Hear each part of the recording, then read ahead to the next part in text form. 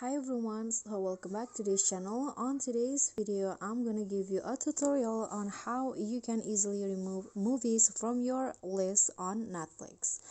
So if you have a movie playlist that you want to watch later, you can just add it to your list on Netflix.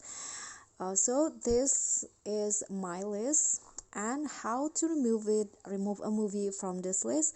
So you can just click on a title that you want to remove. So for example, I want to remove this one, and there will be some information of the movie or shows. You can just scroll down until you find this check my list here.